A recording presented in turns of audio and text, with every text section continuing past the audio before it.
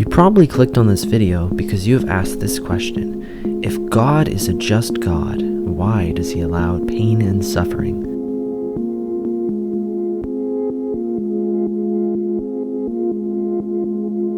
Time and time again, we try to find an answer to this question and are unsatisfied. You probably thought that watching this video would give you a satisfactory answer. Well, you will have to watch to the end in order to decide for yourself if it's enough.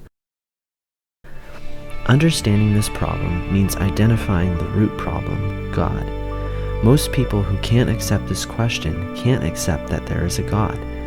Let's go back to the beginning and decide for ourselves if God, being a God who allows pain and suffering, can really be God at all.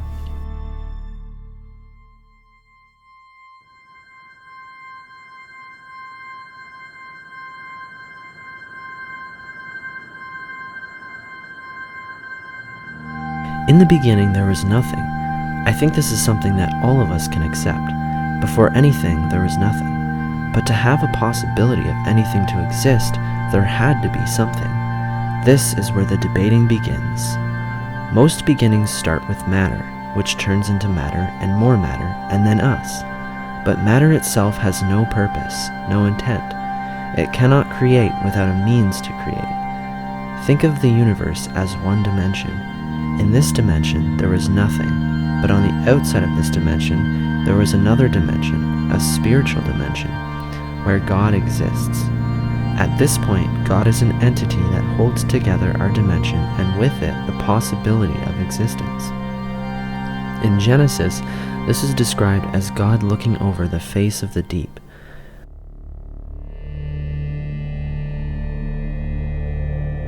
Why did God create Earth? Why did he create us?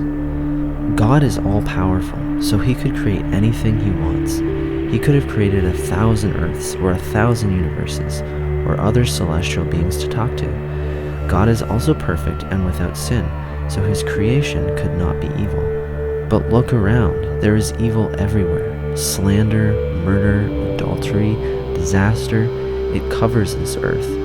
How did this happen, and how do we know this is evil? Well, let's go back to the beginning for a second and entertain the idea of a non-supernatural existence. If there was no God to create the earth, and instead the universe created itself, then neither good nor bad would result in a different outcome for us. In other words, when we die, we simply cease to exist, and with it, our memories and being. So good and evil becomes the same. To understand the existence of evil, we must go to its beginning, when God first created. Deciding what to create was no easy task for God, because he knew that if he created a mankind that would worship and adore him 24/7 and would never turn away from him, then he would be forcing his love upon us and forcing us to love him back. Love cannot exist without the freedom to choose it. In other words, God could not love a creation that he programmed to love him back, because it is then simply a programmed response. Instead, God knew that he had to create a way out for us, an opt-out of his love, so that we have the freedom to choose him or to not choose him. To him, that is a true relationship, and the only creation that could give him satisfaction and delight.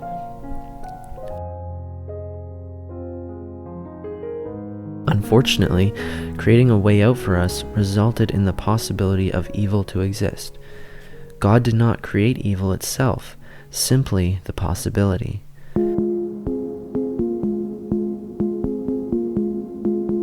God is not capable of evil, nor can he associate with it. Evidence for this is given in Genesis. When God first created man, he walked with him on earth and conversed with him.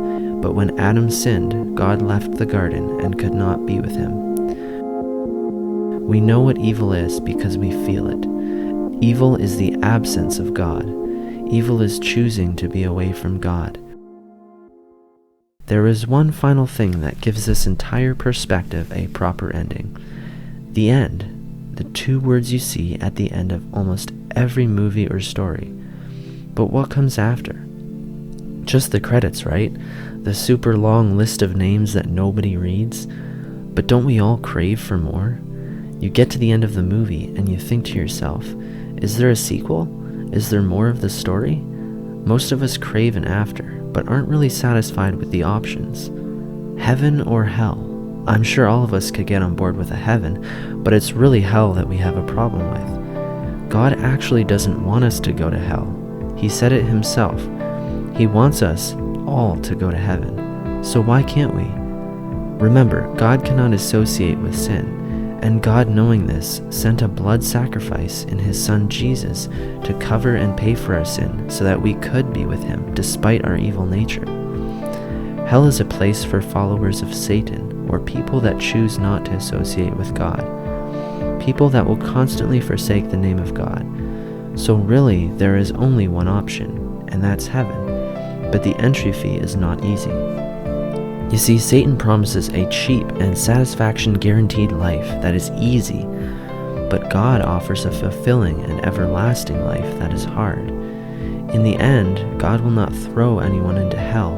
Instead, he will allow Satan to take you where he wants. And since Satan is going to hell, then he is taking everyone he can with him. So God, having created a people to love and to have a relationship with, had to create a way out for us. But in doing so, he loses his creation to evil. But knowing that he could not stand in the presence of evil, created a way back to him through Jesus, so that all may come to him. God knows that not everyone will choose him, and he is sad because Satan will take them to a place where God isn't. So really, the choice is ours. Is God a just God? If God allows pain and suffering, because that's the only way for love to exist, can he be justified?